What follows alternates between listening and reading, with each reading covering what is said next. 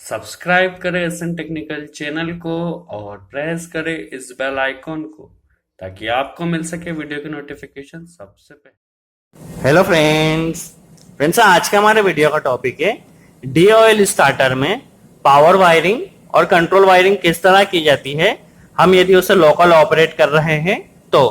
Friends इस type का जो स्टार्टर होता है जिसे हम 5 एचपी से कम लोड की मोटर के लिए यूज करते हैं, इसे हम मोटर को ऑपरेट करने के लिए हम किसी भी मोटर को यहीं से ऑन और यहीं से ऑफ कर सकते हैं। तो इस तरह का जो कनेक्शन होता है उसे हम लोकल वायरिंग कनेक्शन कहते हैं।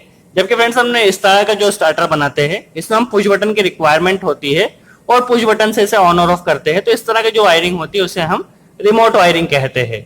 फ्रेंड्स रिमोट वायरिंग हम इसमें भी कर सकते हैं, बट आज के वीडियो में हम यही देखेंगे कि इसमें लोकल वायरिंग किस तरह की जाती है और किस तरह इसे ऑपरेट किया जाता है। फ्रेंड्स चूंकि इस तरह का जो स्टार्टर होता है इसका स्ट्रक्चर अलग होता है, तो आज के वीडियो हम यही देखने वाले हैं कि इसकी कनेक्शन किस तरह किया जाएगा। चलिए फ्रेंड्स वीडियो को स्टार्ट करते हैं और स्टेप बाय स्टेप समझते हैं किस तरह इसका कनेक्शन किया जाता है। तो फ्रेंड्स सबसे पहले तो हम देख लेते हैं किसी भी मोटर को हम इसे ऑन यहीं से करेंगे और ऑफ यहीं से करेंगे। तो इसके पहले हम अंदर का स्ट्रक्चर देख लेते हैं, फिर इसकी पावर वायरिंग देखेंगे और कंट्रोल वायरिंग भी समझेंगे। तो चलिए फ्रेंड्स इसका अंदर का स्ट्रक्चर देख लेते हैं। फ्रेंड्स हमने इसे पहले ही खोल के रखा है ताकि आसानी से समझ में आ सके। फ्रेंड्स इसमें ऊपर की तरफ जो दिया गया है यह एक ओवरलोड रिले है, जो इसमें भी दिया गया होता है यह एक ओवरलोड रिले है। और इस ओवरलोड रिले में यह एनो पॉइंट है, यह एनो पॉइंट यहाँ पे दिए गए हैं और यह एनसी पॉइंट है। एवं इसके अलावा यह पावर वायरिंग है, पावर पॉइंट से ओवरलोड रिले के जो नीचे की तरफ दिए गए होते हैं। एवं फ्रेंड्स यह जो दिया गया है यह कॉन्टेक्टर है और इस कॉन्टेक्टर में देखा जाए तो यह 3 power terminal that means R Y B और यह इसका एनो पॉइंट है। जिस तरह इस कॉन्टेक्टर में रहते हैं आर वाई बी और पास में कंट्रोल टर्मिनल होता है, तो यह वाला इसका टर्मिनल एनो पॉइंट है। एवं फ्रेंड्स इसमें कॉन्टेक्टर में इसकी कोयल अंदर की तरफ ही दी गई होती है, इसमें इसकी कोयल अलग बाहर दी गई है जिसे हम एनवीसी कोयल भी कहते हैं। तो फ्रेंड्स यह कोयल 220 पे भी कोई सी कोयल 220 पे ऑपरेट होती है और कोई कोयल को ऑपरेट करने के लिए हमें इसे 440 देना होता है। तो आज के वीडियो में हम यही देखेंगे यदि 220 की कोयल है तो उसे हम किस तरह ऑपरेट करें और यदि 440 की कोयल दी गई है तो उसे हम किस तरह ऑपरेट करें। हमारे पास जो स्टार्टर है इसकी कोयल में हमें 440 वोल्टेज देना होगा जब हमारी यह कोयल स्टार्टर ऑपरेट होगा। तो हम इसे प्रैक्टिकली भी ऑपरेट भी करेंगे। तो फ्रेंड्स इसकी कोयल में हमें 440 देना है, तो यह तो हम प्रैक्टिकली देखेंगे। यदि हमें इसमें 220 देना होगा तो कैसा करेंगे उसके लिए हम आपको कनेक्शन में दिखा देंगे। चलिए फ्रेंड्स पहले से वो वीडियो को स्टार्ट करते हैं और इसके हम पहले पावर वायरिंग समझ लेते हैं। क्योंकि हमें यह तो पता चल गया है ये ओवरलोड रिले है और ये कॉन्टेक्टर है। तो फ्रेंड्स पहले हम इसकी पावर वायरिंग समझ लेते हैं, उसके बाद इसकी हम कंट्रोल वायरिंग देखने वाले हैं। चलिए फ्रेंड्स इसकी पावर वायरिंग समझते हैं। सपोज हमारे पास ये कहीं से आर वाई बी आ रहा है, ये हमारी एमसीबी है, क्योंकि फ्रेंड्स हमें इसे ऑन ऑफ करने के लिए पहले एमसीबी में सप्लाई देना होगी। हम क्या करेंगे, इस एमसीबी से जो आर फेज आ रहा है उसे ले जाके यहाँ पे दे देंगे ओवरलोड रिले के ऊपर वाली सिरे पे, और यहाँ पे वाई फेज दे देंगे एवं यहाँ पे हम बी फेज दे देंगे। तो फ्रेंड्स यहाँ पे हमने अभी क्या किया है, ओवरलोड रिले के तीनों टर्मिनल जो ऊपर की तरफ दिए गए यहाँ पे अभी हमने यहाँ पे आर वाई बी दे दिए है। अब चूंकि फ्रेंड्स हमारा जो स्टार्टर है इसकी हमें पावर वायरिंग भी यहीं से करना और कंट्रोल वायरिंग भी यहीं से करना है, तो हमें इसे 440 को ऑपरेट करना है, ये हमें ध्यान रखना है। अब फ्रेंड्स ये तो हमारा इनकमिंग आ गई है। अब जैसे ही हमारा जो कोयल ऑपरेट होगी, कोयल जैसे ही ऑपरेट होगी तो कोयल ऑपरेट होने के बाद ये कॉन्टेक्ट जुड़ेंगे और जैसे ही हमारा स्टार्टर स्टार्ट होगा तो ये हमारा आर वाई बी जाके हमारी मोटर में डायरेक्ट चले जाएगी। ये हमारी मोटर है। तो फ्रेंड्स ये हमारी मोटर थी, ये हमारी कोयल थी। तो जैसे ही हमारा जब भी स्टार्टर ऑपरेट होगा तो यहाँ से जो आर वाई बी आए थे यह जाके हमारी मोटर को कनेक्ट हो जाएगा और हमारी मोटर में सप्लाई चली जाएगी।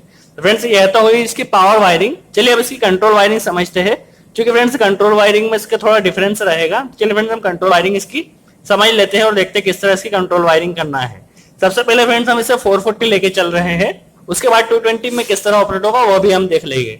क्योंकि फ्रेंड्स ये 440 पे ऑपरेट हो रही है तो इसके लिए हमें क्या करना होगा, इसकी कोयल को 2 फेज देना होगी, कोई भी 2 फेज, और इसकी कंट्रोल वायरिंग भी यहीं से करना है। तो किस तरह की जाएगी वह हम पहले समझ लेते हैं। क्योंकि फ्रेंड्स हम यहाँ से क्या करते हैं, एक फेज उठा लेते हैं। कौन सा फेज, बी वाला फेज। तो फ्रेंड्स ब्लू वाला फेज हम उठाकर यहाँ पर अभी क्या करते हैं, यह लाके हम इसे एनो पॉइंट में दे लेते हैं। तो फ्रेंड्स हमने क्या किया है, अभी यह बी वाला फेज हमने एनो पॉइंट में दे दिया है। दैट मीन्स यहाँ से हमने एक फेज उठाया, यहां से फेज उठाकर हमने अभी यहाँ पर दे दिया है। अब फ्रेंड्स यहाँ से हमने क्या किया, यहाँ से हमने इस फेस को लिया और ये हमने इस एनसी पॉइंट में दे दिया है ओवरलोड रिले से होते हुए। तो फ्रेंड्स यहाँ से हमने क्या किया, यहाँ से जो कॉन्टेक्ट उठाया है उसे लेके हमने यहाँ पे एनसी पॉइंट में दे दिया है। अब फ्रेंड्स ये काम कैसे करेगा ये भी हम देखेंगे। तो यहाँ से हमने एनओ से जो फेज लिया था, जो फेज यहाँ पे आ रहा था, यहीं से हमने से एनसी कॉन्टेक्ट में भी दे दिया है। अब फ्रेंड्स जैसे ही हम इसे यहाँ पे हमने इसे ऑन करने के लिए पुश बटन, ये ऑन करने के लिए पुश बटन दिया गया है, यह आप देखिए। तो यह ऑन के लिए है, जैसे ही हम इसे प्रेस करेंगे तो ऑन होगा। ये हमारा जो इसमें यह था, इसे हम प्रेस करेंगे तो यह प्रेस होगा। और यह ऑफ के लिए है, तो यहाँ पे हम एक पुश बटन और बना लेते हैं, यह ऑफ के लिए पुश बटन है। तो फ्रेंड जैसे ही हम इसे प्रेस करेंगे तो यह सप्लाई यहाँ से जाके इस एनसी में जाके यह ऑपरेट होगा। अब फ्रेंड्स यहाँ से हमें, चूंकि हमारा जो स्टार्टर है वो 440 का यह ध्यान रखना है।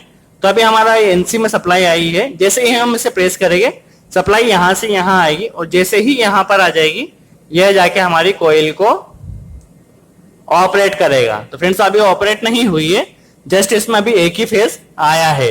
जैसे ही हम इस एनो पुश बटन को प्रेस करेंगे तो हमारी जो कॉन्टेक्टर है, जो सप्लाई है, एनो पुश बटन को प्रेस करते ही हमारा स्टार्टर ऑपरेट होगा और एक फेज यहाँ पर आएगा। अब चूंकि ये 440 पे ऑपरेट हो रही है तो यहाँ से हम क्या करते हैं, एक वाई फेज को भी ले लेते हैं और इस वाई फेज को ले जाकर हम हमारी जो कोयल है इसे डायरेक्ट दे देते हैं। फ्रेंड्स एक फेज को हम डायरेक्ट देंगे और दूसरे फेज को हम अभी क्या करेंगे, एक फेज डायरेक्ट दे दिया है और दूसरा फेज हमने क्या किया है, जस्ट अभी डायरेक्ट दिया, तो हमारी कोयल को 440 मिल गया है। जैसे ही अभी फ्रेंड्स इसकी वर्किंग देखा जाए तो वाई फेज डायरेक्ट आ रहा है और जैसे ही हम इसे प्रेस करेंगे तो जो हमारा बी फेज है वो भी आके इसे ऑपरेट करेगा। तो फ्रेंड्स ये तो हुआ 440 के लिए वर्किंग। अभी हम इसे प्रैक्टिकली ऑपरेट भी करेंगे। यदि आप इसकी कोयल 220 की दी गई है तो 220 की कंडीशन में किस तरह ऑपरेट होगा वह समझ लेते हैं। यदि 220 की दी गई है तो हम यहाँ से एक फेज कोई भी उठाएगा और यह वायरिंग तो इसी तरह रहेगी और जस्ट हमने यहाँ पे जो वाई फेज दिया है, यहाँ इसे वाई फेज ना देके न्यूट्रल सप्लाई हम लाके न्यूट्रल लाके इसे दे देंगे इस कोयल को। तो क्या होगा, फेज तो इसे डायरेक्ट यहाँ से प्रेस करते ही मिलेगा कोयल को और न्यूट्रल हम यहाँ से दे देंगे तो हमारी जो कोयल उसे 220 सप्लाई मिलेगी और हमारा स्टार्टर स्टार्ट हो जाएगा। तो फ्रेंड्स हम इसमें अभी पहले वायरिंग कर लेते हैं, फिर उसके बाद देखिए किस तरह ये ऑपरेट हो रहा है। जस्ट इसमें एक ओवरलोड रिले ये लगा हुआ है, ये स्टार्ट पुश बटन के लिए है, ये स्टॉप पुश बटन के लिए है और ये इसकी कोयल दी गई जो 500 वोल्ट तक ऑपरेट होती है। चलिए फ्रेंड्स इसका कनेक्शन हम कर लेते हैं और देखते हैं किस तरह यह काम कर रहा है। फ्रेंड्स हमारा कनेक्शन हो गया है और कनेक्शन उसी तरह किया है जिस तरह हमने दिखाया था। फिर भी एक बार देख लेते हैं हमने क्या किया है। यहाँ पे हमने आर वाई बी फेज लाया है, यहाँ से हमने जिस तरह यहाँ से बी फेज को उठाया था यहीं से हमने बी फेज को उठाया है और यहाँ से हमने लाके इसके एनओ में दे दिया है। एवं इसके एनओ से जो जब भी हम इसे प्रेस करेंगे तो एनओ से सप्लाई यहाँ पे आएगी और यहाँ से हमने इसके एनसी में दे दिया है। एवं एनसी से जो दूसरी इसकी कोयल थी वो ले जाके हमने इसकी कोयल को दे दी है जो हमने यहाँ पे दी थी। तो एक फेज हमारा यह चला गया है। एवं दूसरा वाला फेज देखा जाए तो हमने यह वाला फेज उठाया है आर वाला और इसे ले जाके हमने इसकी कोयल को ऑपरेट किया है। दैट मींस 440 वोल्टेज यहाँ पे चला गया है। अब हम जैसे ही इसे एनो पुश बटन को प्रेस करेंगे तो हमारा स्टार्टर ऑन होगा और ऑन तभी तक होगा जब तक हम इसे प्रेस करें, क्योंकि हमने अभी इसमें होल्ड डाउन नहीं दिया है। तो होल्ड डाउन देने के लिए हम फ्रेंड्स क्या करते हैं, जैसे कि हम हमेशा करते हैं, जो ड्यूअल स्टार्टर सिंपल वाला भी होता है उसमें होल्ड डाउन देने के लिए हम क्या करते हैं, या तो एनो के इनकमिंग से, दैट मीन्स एनो पुश बटन प्रेस के एनो के आउटपुट से, या देखा जाए तो इसके एनसी के यहाँ से, दैट मीन्स यहाँ से चाहे यहाँ से हम कोई भी एक सप्लाई लाके यहाँ पे कॉन्ट्रेक्टर के एनो में दे देंगे। तो फ्रेंड्स इसके एनो में जैसे ही हम देंगे तो हमारे एक कॉन्ट्रेक्टर को जो है परमानेंट होल्ड डाउन मिल जाएगा जो कि हमने यहाँ पे दिया है।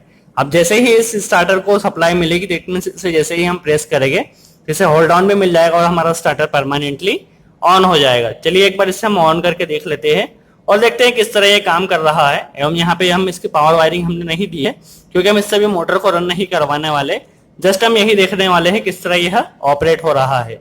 तभी हम इसको 440 सप्लाई देके देख लेते हैं और ये किस तरह ऑपरेट हो रहा है वह देख लेते हैं। हमने अभी इसमें सप्लाई दे दी है, अब हम देख लेते हैं किस तरह यह काम कर रहा है। जैसा कि यह हमारा एनो पुश बटन है और यह हमारा एनसी पुश बटन है, दैट मीन्स इससे यह ऑन होगा और इससे ऑफ होगा। अब देख लेते हैं किस तरह यह काम कर रहा है। जैसे ही हम इसे प्रेस करेंगे हमारा स्टार्टर ने ऑन होना चाहिए, यह ऑन हो गया, कॉइल ऑपरेट हुई और हमारी सप्लाई ऑन हो गई। अब जैसे ही हम इसे प्रेस करेंगे तो यह ऑफ होगा। जैसे हम इसे अगेन प्रेस करेंगे तो ऑन हो जाएगा, यह ऑफ होगा, ऑन हो गया, यह ऑफ हो गया। इस तरह हम स्टार्टर को 440 कॉइल में सप्लाई देके इस तरह ऑपरेट कर सकते हैं। और यदि 220 की कॉइल हो तो उसमें किस तरह देना हमने पहले ही दिखाया था। एक फेस को तो हम इसे घुमा के दे देंगे और न्यूट्रल हम यहाँ पे डायरेक्ट दे देंगे। तो ऐसे करने से हमारी जो स्टार्टर है वह 220 में ऑपरेट होगा। एक बार फिर देख लेते हैं किस तरह यह काम कर रहा है। यह हमने इसे ऑन किया, यह ऑफ किया। तो इस तरह की जो वायरिंग होती है उसे हम लोकल वायरिंग कहते हैं। और लोकल वायरिंग में इस तरह के स्टार्टर को आसानी से ऑन कर सकते हैं। सो आई होप आपको हमारा वीडियो अच्छा लगा हो। वीडियो कैसा लगा कमेंट्स में जरूर बताएं। और इस तरह के वीडियो से रिलेटेड आपको जो भी डाउट्स हो कमेंट्स में जरूर पूछे, हम पूरी कोशिश करेंगे उसका जवाब दे सके। सो आज के लिए इतना ही। Thanks friends.